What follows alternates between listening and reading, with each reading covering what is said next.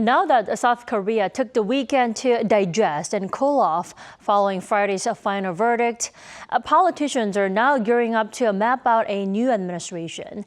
Let us discuss more with Professor Mason Richey. Good morning. Good morning. I'd like to start with the Assembly Speaker's proposal on a referendum on the election day to revise the Constitution. How likely do you think that such a proposal will be realized? I'll believe it when I see it. I've been here for a long time and I've seen this come up many times. And the exact same schema is taking place that's taken place before, which is to say that the party that's likely to win the presidency suddenly loses interest in this type of constitutional reform. And the party that's likely to be out of power in the presidential office is all of a sudden in favor of reform that's going to limit the presidency. We've already seen that with the PPP suddenly on board that this is a good idea. Of course, this all really started after the martial law in December when this was already coming up among certain party members. And that was obviously because they knew that they were very likely to be out of power again. And of course, in the past, we've seen the Democratic Party of Korea be in favor of this constitutional reform. And now that we see that Jae-myung is likely to be the next president, all of a sudden, people around Jae-myung are also saying that this isn't the right time to do that. So I'll believe it when I see it. So what we do know is that Jae-myung is one of the top contenders for the upcoming election. But why has he kept a low profile ever since the final verdict came out last week? I mean, what is he waiting for? Any strategic move behind this?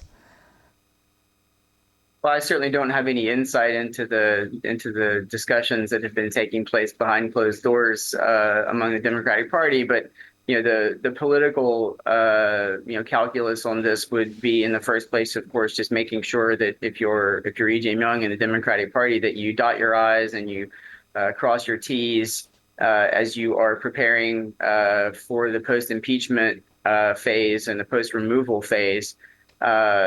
Obviously they're going to be switching from a sort of, posture that was intended to try to make sure that Yoon Suk-yeol was removed, beginning to try to convince the electorate to vote for Lee Jae-myung. So I think that's part of it. Secondly, I think there's been a period of waiting on the election announcement. We know that informally, it looks like the state council will decide that June 3rd is going to be the election date. That's probably going to be ratified by the council meeting officially tomorrow. And then I think the thing is Lee Jae-myung might be wanting to sort of stake out the high ground, right? There's no reason for him to look desperate and launch his campaign quickly. He is already a known quantity, and it's easier for him to stake out the high ground as the dominant alpha candidate within his own party. Then would you say he will quit his position as the party leader once a new party leader is elected? Yeah, so my understanding is there's supposed to be a meeting this week of the Supreme Council of the Democratic Party in the coming days. And we know that party statements have indicated that as well. And of course, that makes sense. They will want to have a new party leader because Lee Jae-myung will and arguably should step down from that post. If for no other reason, then he needs to begin to position himself as a candidate to be the president of all of the Korean people and not just a party leader. And so there's a sort of conceptual distinction there. So there's that for the Democratic Party of Korea. Now, the People Power Party took the weekend to really reflect on the ruling, but there's not much time to take things slowly now that we only have less than 60 days to carry out the election, right? Yeah, that's correct. And it seems to me, at least, that the PPP hasn't done a whole lot of reflecting on the impeachment. Frankly, they seem unreconstructed. So, we'll see how they move forward. Obviously, there's a number of potential candidates that have started to hit the ground running. This was already taking place behind the scenes during the period of the impeachment trial at the Constitutional Court. I know a number of conservatives who were very carefully pushing their pawns out to try to figure out who it is that they might align themselves with, which discussion groups that they would be a part of, and that sort of thing for which candidate. But nobody really wanted to stick their neck out yet because at that point Yoon had not been removed and there was a chance that he wasn't going to be. So no one wanted to look within the party disloyal to the party and disloyal to Yoon. But now, of course, that he's been removed from office, those constraints are off. And so we're going to see Kim Moon-soo, who seems to be sort of the leading candidate and who was a Yoon supporter during the impeachment period, kind of likely to be, I think, for the moment, the person ahead. We've seen Hong Joon-pyo already announce that he's going to run. Seoul Mayor Oh Se-hoon obviously is going to run as well, although he has some scandals now around his neck, as do some other. Lee Jun-suk, of course, is a very big dark horse candidate here. Doesn't really have the support from the Yoon faction, obviously, for known reasons.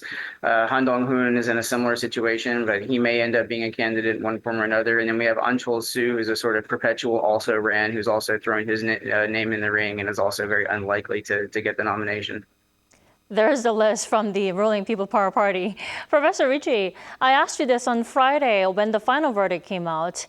How do you think the PPP, which is no longer a ruling party, will separate itself from the former President Yoon now? Obviously, that's really hard to say. It doesn't look like on the surface that the party has really moved on from Yoon. They have backed themselves into a corner during the impeachment vote process at the National Assembly, and then in the weeks and months following it, during the Constitutional Court impeachment trial, and also during the standoff over Yoon's arrest. And so they've tied themselves in some sense to their base who supports Yoon. So it's going to be really hard for a candidate who wants to truly turn the page on what happened with the martial law declaration. It's going to be hard for a candidate who really wants to turn the page on that to push through, because the base supporters of the PPP were whipped up into a frenzy, either by themselves through conspiracy theories or through the party itself, unfortunately. And so I think it's going to be hard for them to fully turn the page on Yoon. I don't think Yoon is beloved. I don't think the party really ever developed much of a love for him. But certainly his base supports him. And so the PPP candidates are going to, in some sense, have to reckon with that one way or the other. All right, it was good to see you again, Professor Richey. Thank you, as always, for your insight. We appreciate it. Great. Thanks for having me.